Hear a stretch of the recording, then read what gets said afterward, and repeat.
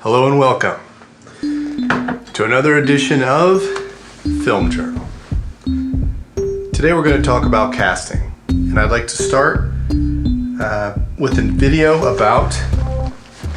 Today we're going to talk about casting, and I'd like to start with the video about R. Lee Ermey.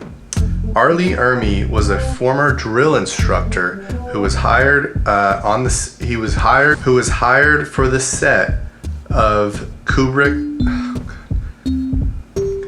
It's a great video on YouTube by Cinema Tyler, and it's called How One of the Most Tortured Kubrick Actors Lost His Starring Role. I highly suggest checking it out. Let's take a look. So Ermey, who was not allowed to audition properly, was sneaking his own audition onto the tapes of auditioning extras. Ermey had the idea to audition 30 extras at once by treating them as if they were new recruits, and he was the drill instructor, while Leon Vitali videotaped. Ermey would do the dialogue for the first scene of the film, and then address each actor individually and dress them down as if they were a recruit, and he was their drill instructor. Ermey knew that Kubrick would have to watch these tapes, and see him as if he were Hartman. You're so ugly you could be a modern art masterpiece. So even though it wasn't really fair because Colseri wasn't auditioning and still learning his lines, Kubrick saw the difference between Colseri and Ermey, someone who was playing Hartman and someone who was Hartman. Also, remember, Colseri wasn't allowed to improvise, but Ermey, as technical advisor and former drill instructor, was, and he came up with all sorts of ridiculously creative insults from his experiences as a drill instructor. Anyway, we submitted this to Stanley that evening, and Stanley looked at it, and the next morning he was all smiles when I went out to the set, and he knew what the hell I'd done, you know. He says, I wouldn't let you audition. Well, you found a way to audition anyway, didn't you? When I started thinking about casting, I started thinking about my favorite shows and my favorite cast on specific shows. And the one that came to mind right away was The Office. They had such a natural chemistry all throughout the series. And so I really wanted to kind of see what the casting director, the people involved, had to say when it came to casting. The speaker is Kent Zbornak, the co-executive producer of Office seasons 1 through 4. The casting director for The Office was Allison Jones. Let's see what Kent had to say when discussing how The Office was cast. But then we would start bringing in people. We would bring in our top 3 choices of Pams, our top 3 choices of Jims, and we would play them together, put them, pair them up, and then we would have Jim with 3 different Pams playing a particular scene, and then we'd do the same sort of thing where we'd actually set them up for improv because we knew it was going to be highly improv. So we set them up with improv situations. We actually convinced the head of the network that we said, we basically want to show you the videotape of these actors that we put on tape. Instead of doing the normal dog and pony show where we bring these actors in live and they perform in front of you, we want to show you what we did. We basically presented this to them and they said, here's our top choices. Mountain Cult episode 5 is currently moving towards production. We actually have our first film date next week. And so I have been in the process of casting the film. Now, obviously it goes without saying, when you're casting a low-budget short film series, you're following a different set of rules than a major network show or movie, and you do what you can with what you got. But just because you're limited in terms of budget and assistance doesn't mean that the casting process still doesn't exist. When I first started filming Mountain Cult, the actor in the first episode was my coworker, and he saw my determination to get into filmmaking, and I pretty much begged him and I dragged him out there. It was supposed to be 1 day, it turned into 2, and he was the actor in the first film. And then from there, I continued just to use people I know, and I remember when I started trying to shoot, I want to say it was episode 3, I brought out somebody who I was purely friends with because I didn't really know many actors, and we spent the day shooting and drinking. It wasn't that he didn't want to be there, it was that it wasn't of personal interest to him.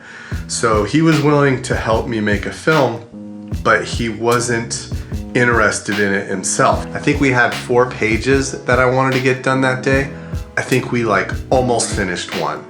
And that also brought up a lot of other issues because I tried to film in the mountains where I filmed a lot of episode 4, and that was my first experience filming exterior, and I gotta tell you, it was eye-opening. I was jamming the camera into bushes, and I was hiding the microphone in a tree, and I was sprinting because I wanted that wide angle shot. I was sprinting to the camera, pressing record, sprinting back to the mic, recording on there, and then running into my position to start the film. And because it's a wide angle shot, I had to run down the hill to be out of frame and then walk up. And then I didn't have any lapel mics at that time. I had to shout super loud just for the mic to pick me up. And then, he had to yell. Oh, and then he was sitting on this rock that you couldn't get down off of, not with ease at least. So he had to climb up onto this rock to get this cool image. So he ended up sitting on that rock for like 4 hours. And it was just a mess. I mean, it was, pretty unrelated, but I guess it relates to casting. He came out as my friend. I told him bring hiking gear, and he doesn't care about the film. He's doing it for me, like I said. But one of the things that goes with that is he shows up in like gym shorts and sneakers, and his role in the film is this, avid hiker who lives in the mountains. It was just dead at first sight. So I have great news. One of the biggest setbacks of the year was finding a location for episode 5. I went door to door, which I spoke about in my last episode. One of the businesses I entered was Maria's Antiques, and they are super friendly, super open to my idea. I told them I'd shoot a promo video, and they gave me the okay. They gave me the go-ahead. So I went in, I filmed the promo video. I'll throw some of it up here now, and they were pretty happy about it. So I have it written and signed. I have a date and a location, and I also have a backup date, which I'm praying to God that I can avoid, because it's just a mess. There's a lot of issues. I don't like filming at the same, maybe it's a low budget filmmaker thing, or maybe it's a bad filmmaker thing, but if I'm shooting a scene somewhere, I want that scene started and finished in the same day. Another challenge that awaits me at Maria's Antiques is a very limited space. So it is a private business. They're gonna be closed for the day, but it's a very narrow business. A lot of the goods in there are worth a whole lot of money. There's gonna be 5 other actors there, so we have to be very careful not to affect the business in any way or the merchandise. And we also have to be very wise about camera placement and microphone placement. And it's really gonna come down to planning. I gotta do a lot of planning to make it happen appropriately. And a lot of that's gonna come from making a good shot list. Short film of the week. It's gonna be Billboards by Jonah Diaz. Outstanding short film, beautifully shot. Every shot is just exceptional. The audio is crisp and clear. And what I can't believe is it's written and directed by Jonah Diaz. It features Amelia Glasner, Matthew Montoya, the assistant director Carlos Diaz, and that's all the crew I saw in the credits. They have a beautiful score, beautiful music, but as far as who worked on the project, it looks like it's not many individuals, so props to them. They created an awesome short film. Our resource of the day, that's going to be fontstruck.com. I recently came across fontstruck.com.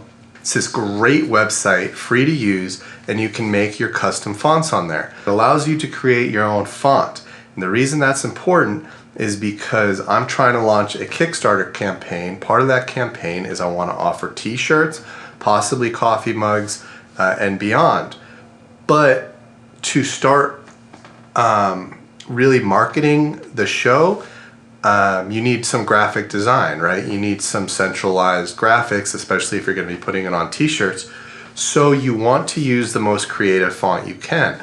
If you go into After Effects, you're extremely limited in the fonts that you can use. And as one individual once pointed out, the font I use for Mountain Coal is boring. I was aware of that, but I didn't know any better.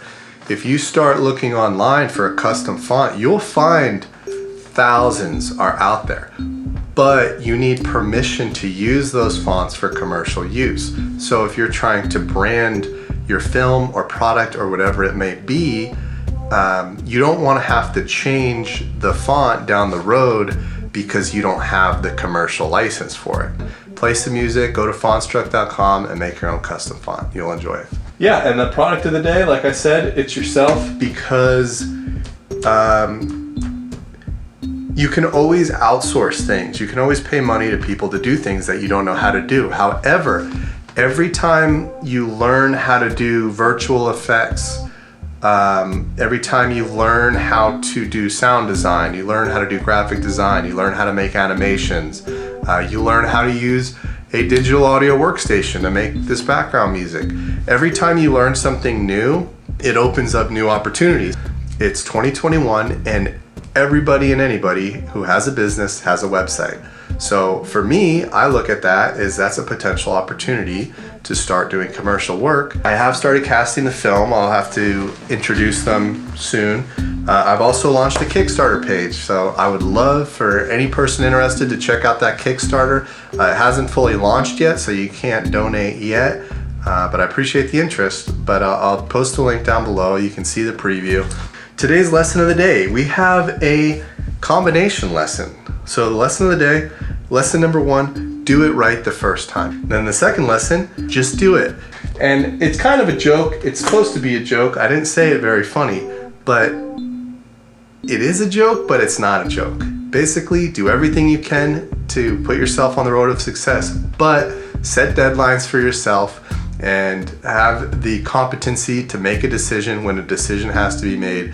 Because no matter how many circles you walk in the living room between 3 a.m. and 6 a.m., it's not helping your cause. So that's it for Film Journal.